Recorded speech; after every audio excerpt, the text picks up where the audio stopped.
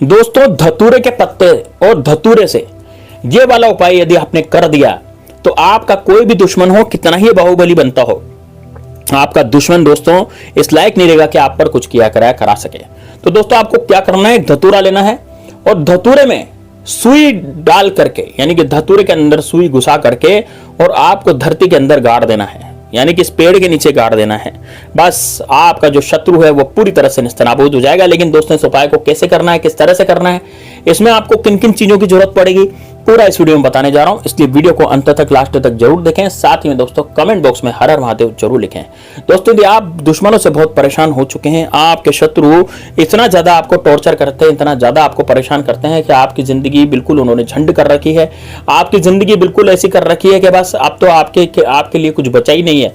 यानी कि आप दुकान डालते हैं, आप कोई कार्य करते हैं, आप कोई अच्छा कार्य करते हैं तो आपका बुरा हो जाता है।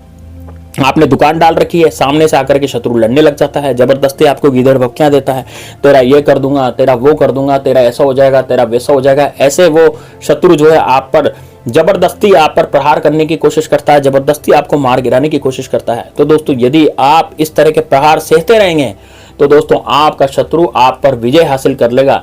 इसलिए दोस्तों भगवान श्री कृष्ण ने भी गीता में कहा है कि जो अपने आप की सहायता नहीं करते उनकी मैं भी सहायता नहीं करता। यानी कि दोस्तों देखिए महाभारत भगवान श्री कृष्ण ने करी तो क्यों करी, पांडवों को बचाने के लिए। तो पांडवों ने युद्ध लड़ा निश्चित रूप से और अपनी सहायता स्वयं करी। इसी तरह से दोस्तों आपको भी अपनी सहायता स्वयं करनी है, आपको भी उन शत्रुओं का जवाब देना है ताकि वो शत्रु आप पर कुछ किया कराया कराने से पहले 10 बार सोचे, क्योंकि उस शत्रु की दोस्तों हालत खराब हो जाएगी। इतना जबरदस्त उपाय मैं बताने जा रहा हूं। धतूरा जो होता है ना दोस्तों, वह भगवान भोलेनाथ को अत्यंत प्रिय है और इस कारण से धतूरा भगवान भोलेनाथ के मस्तक पर भी चलता है।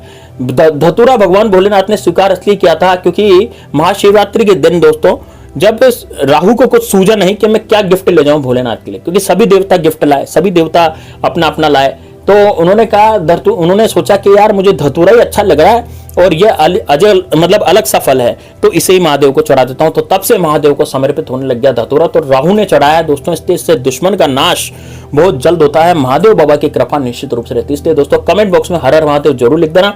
साथ ही में दोस्तों इस वीडियो को लाइक करके इस वीडियो को ज्यादा से ज्यादा शेयर करना और कमेंट बॉक्स में हर हर महादेव लिखें।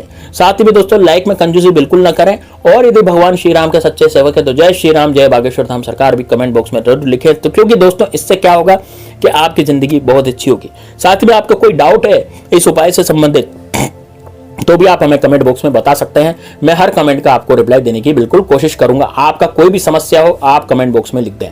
तो दोस्तों देखिए अब सबसे पहले आप धतूरे से किस तरह से उपाय को करना है। तो सबसे पहले तो दोस्तों आपको अपने आसपास देखना है कि अपने आसपास कौन सा धतूरे का पेड़ है। आप देखें कॉलोनियों में, रेल की पटरियों के किनारों पर, सड़कों के किनारों पर, आप किसी कॉलोनी में रहते हैं वहां पर भी आपको धतूरे के पेड़ जो है आसानी से मिल जाएंगे। दोस्तों पूरे भारतवर्ष में धतूरा विद्यमान है, ऐसी कोई जगह नहीं है जहां पर धतूरा नहीं मिलता हो, है ना। आप एमपी चले जाएं, महाकाल चले जाएं, उज्जैन चले जाएं, महाकालेश्वर चले जाएं, इधर साउथ में चले जाएं, जबलपुर चले जाएं, चाहे आप नागपुर चले जाएं, आपको धतूरा निश्चित रूप से मिलेगा। पूरे भारतवर्ष में धतूरे के पेड़ विद्यमान है। अब दोस्तों आपको क्या करना है, ध्यान से सुनिएगा। आपको लाना है दोस्तों धतूरा। अब इसका दिन कौन सा होगा, तो दोस्तों देखिए इस उपाय को करने का जो दिन है वो है या तो आप गुरुवार के दिन करें या शुक्रवार शनिवार के दिन करें या फिर आप इसको मंगलवार के दिन भी कर सकते हैं। तो दोस्तों ये 4 दिन आप नोट कर लें। मैंने कौन कौन से बताया, गुरुवार, शुक्रवार, शनिवार और दोस्तों मंगलवार। इस दिन आप इस उपाय को कर सकते हैं। रात्रि में इसको नहीं करना, दिन में ही इसे करना है। अब सबसे पहले आप क्या करेंगे, धतूरा तोड़ करके लाएंगे। धतूरा तोड़ने के बाद दोस्तों आपको चाहिए कि कागज की पर्ची। कागज की पर्ची का मतलब क्या हुआ, ऐसा कागज जिसमें बिल्कुल भी लाइन नहीं हो, बिल्कुल कोई निशान नहीं हो, बिल्कुल कोरा कागज हो और सफेद रंग का कागज हो।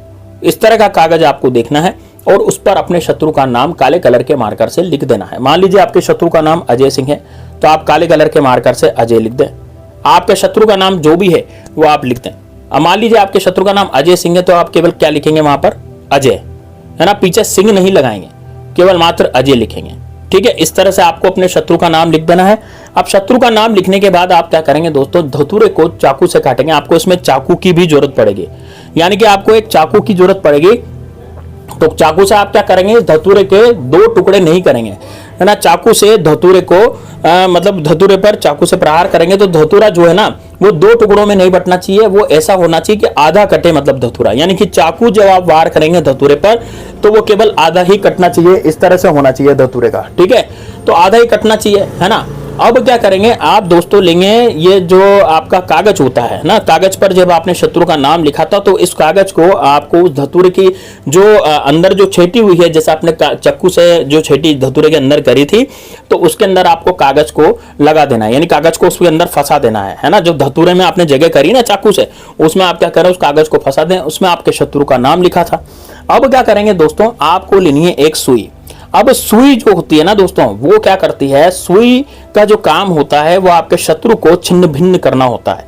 यानी कि जो शत्रु है आपका, वो यदि आपको बुरी बुरी आंखें दिखा रहा है, जबरदस्ती आपका धंधा छीनने की कोशिश कर रहा है, जबरदस्ती आपको नीचा दिखाने की कोशिश कर रहा है, ऐसा कोई शत्रु है जो दूसरों के सामने आपको नीचा दिखाता है, जबरदस्ती आप पर प्रहार करता है, जबरदस्ती आपको जो है मतलब कि पूरी तरह से खत्म करने की कोशिश करता है, इस तरह के शत्रु के लिए ही आपको ये उपाय हम बता रहे हैं। तो इसमें क्या होगा दोस्तों, आपको जो सुई है उस सुई को आपको उस धतूरे के आर पार कर देना है, लेकिन इस तरह से आप धतूरे के आर पार करेंगे कि वो जो सुई है वो कागज को चीरती हुई, क्योंकि धतूरे के अंदर जो कागज फंसा रखा है ना, तो उसको चीरती हुई वो सुई निकले, अब उसको चीरती हुई वो सुई धतूरे के आर पार हो जाए। इस तरह से आपको इस सुई को जो है लगाना है धतूरे के अंदर। अब इस धतूरे का ये जो जिसमें आपने सुई लगाई है, कंप्लीट ये धतूरा हो गया है। अब इसको अपने सीधे हाथ में लेंगे और सीधे हाथ में लेकर के अपने दुश्मन का नाम लेना है, जो भी आपका दुश्मन हो, जिसका भी नाम आपने उसमें लिख रखा था। मान लीजिए मैंने अपने शत्रु का नाम अजय लिख रखा था उसके अंदर, तो मुझे आंखें बंद करके 10 से 15 सेकंड तक अजय का ध्यान करना है, बड़े क्रोध के साथ, बड़े गुस्से के साथ उसका मुझे ध्यान करना है, बस इतना करना है। मान लीजिए मेरे गुप्त शत्रु है, मुझे नहीं पता कि यार मेरा शत्रु कौन है, क्योंकि इसमें तो मैंने केवल अजय का नाम बताया ना कि भाई मेरा शत्रु अजय है, आप नाम जानते हैं, लेकिन यदि आप नाम नहीं जानते तो उसमें आप केवल शत्रु लिखेंगे। और दोस्तों जब आप आंखें बंद करेंगे और इस सुई को आर पार करेंगे, आंखें बंद करके, जैसे आपने आंखें बंद कर ली और सुई को आर पार करेंगे, तो दोस्तों जब आप सुई को आर पार करेंगे तो आप इन बुरी घटनाओं को याद करेंगे जो आपके साथ बीत चुकी हैं, जो आपके साथ हुई हैं। ऐसी बुरी घटनाओं के बारे में सोचेंगे और बुरी घटनाओं के बारे में सोच करके आपको वो सुई आर पार करनी है, सीधे हाथ में लेना है धतूरे को और बुरी घटनाओं के बारे में 10 से 15 सेकंड तक सोचना है। अब क्या करेंगे दोस्तोों, इस धतूरे को लेकर के जाना है आपको, ये जो अपने बबूल का पेड़ होता है जिसमें कांटे होते हैं। अब बबूल भी 2 तरह के होते हैं, एक तो होता है जूली फ्लावर और एक साथ देशी बबूल। तो दोस्तों जूली फ्लावर में बड़े बड़े कांटे आते हैं, देशी बबूल में छोटे छोटे कांटे आते हैं। तो जो जूली फ्लावर है या देशी बबूल है, आप कोई सा भी बबूल आपके आसपास हो, बबूल का पेड़ अच्छा बड़ा होना चाहिए। ज्यादा बड़ा पेड़ होगा तो ज्यादा जल्दी आपका काम हो जाएगा, ज्यादा जल्दी आपके दुश्मन मरेंगे, है ना, या खत्म होंगे या दूर हो जाएंगे आपकी नजरों से।